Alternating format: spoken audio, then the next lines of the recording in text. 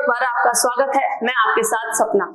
RJD के 28वें स्थापना दिवस के मौके पर शुक्रवार को पटना में एक कार्यक्रम का आयोजन किया गया, जिसमें आरजेडी सुप्रीमो लालू यादव भी शामिल हुए। वैसे तो लालू यादव एक ऐसे नेता हैं जिन्हें अपने जीवन में राजनीति का काफी ज्यादा अनुभव है। उन्होंने अपने जीवन में कई तरह के उतार चढ़ाव देखे हैं, साथ ही वे जनता के लोकप्रिय नेता भी रहे हैं। जब भी लालू यादव ने भाषण दिया है तो वे पक्ष, विपक्ष और जनता हर किसी के बीच में चर्चा का विषय बन गए हैं।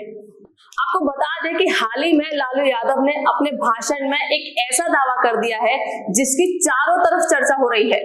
दरअसल कार्यक्रम में सभी लोगों को संबोधित करते हुए लालू यादव ने केंद्र सरकार को लेकर एक बड़ा बयान दिया। उन्होंने कहा कि अगस्त के महीने में केंद्र की सरकार यानी कि मोदी की सरकार गिर जाएगी और देश में इंडिया गठबंधन की सरकार बनेगी।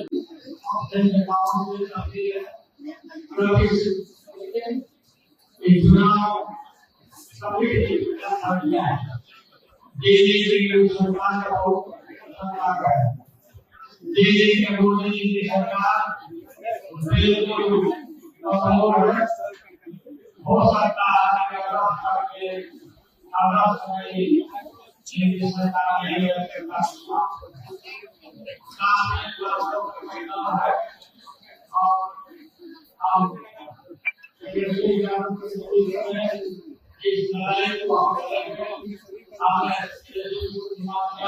मुझे खड़ा करना नहीं है, आप खड़ा कर देते ज्यादा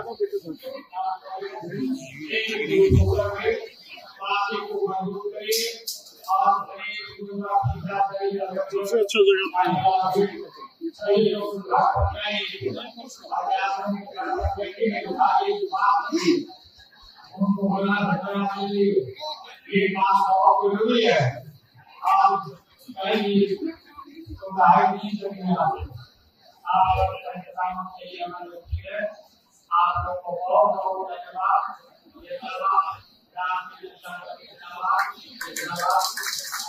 तो जैसा कि आपने देखा कि आरजेडी सुप्रीमो लालू यादव किस तरह से बीजेपी की सरकार गिरने का दावा कर रहे हैं।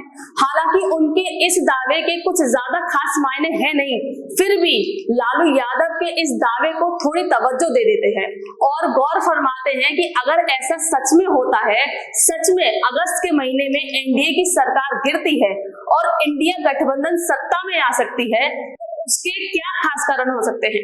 सबसे पहला सवाल तो यह उठता है कि क्या चंद्रबाबू नायडू और नीतीश कुमार सच में मोदी सरकार का साथ छोड़कर इंडिया गठबंधन के साथ आएंगे, और अगर ये साथ आते हैं तो इंडिया गठबंधन में पीएम का चेहरा कौन होगा। नेता प्रतिपक्ष के रूप में चुने गए राहुल गांधी या फिर अनुभवी नेताओं में आने वाले नीतीश कुमार, लालू प्रसाद यादव या फिर चंद्रबाबू नायडू। इसके अलावा तीसरा पेच जो फंसता है वो ये है कि ममता बनर्जी, जो कि वेस्ट बंगाल की मुख्यमंत्री हैं, वो भी अपना दावा ठोक सकती हैं कि बाहर से ही सही पर उन्होंने भी इंडिया गठबंधन को सपोर्ट किया है। इसके अलावा भी कई ऐसी समस्याएं हैं जो कि इंडिया गठबंधन के सामने आ सकती हैं। इसके साथ ही इन सब में सबसे बड़ा सवाल जो उठता है वह यह है कि अगर अगस्त में मोदी सरकार गिरती है और इंडिया गठबंधन आगे की ओर बढ़ता दिखाई देता है तो ऐसे में भाजपा क्या करेगी। अगर 99 सीट लेकर राहुल गांधी सत्ता में बैठी बीजेपी की नाक में दम कर सकते हैं तो बीजेपी के पास भी 240 सीटें हैं। इसके साथ ही देश के ज्यादातर राज्यों में बीजेपी का शासन है। ऐसे में बीजेपी किस तरह के कदम उठाएगी, ये देखना काफी ज्यादा दिलचस्प हो सकता है। बिहार में बीजेपी से कम सीटों पर चुनाव लड़कर भी जेडीयू के ज्यादातर उम्मीदवार चुनाव जीते।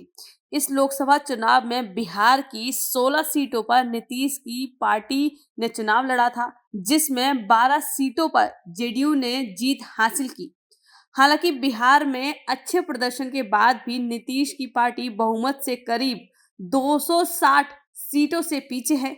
बता दें कि देश में बहुमत का आंकड़ा 272 का है। वहीं चंद्रबाबू नायडू की पार्टी टीडीपी ने आंध्र प्रदेश में प्रचंड बहुमत बहुमत के साथ सत्ता में वापसी की है।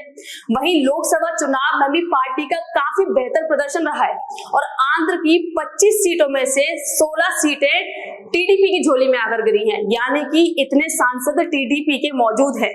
लेकिन बहुमत का आंकड़ा अगर देखा जाए तो देश में 272 का है, जिसमें से टीडीपी को केवल 16 सीटें मिली हैं, यानी कि बहुमत से चंद्रबाबू नायडू करीब 256 सीटों से पीछे हैं। तो इन आंकड़ों से ये समझा जा सकता है कि लालू यादव के बयान में कितना दम है।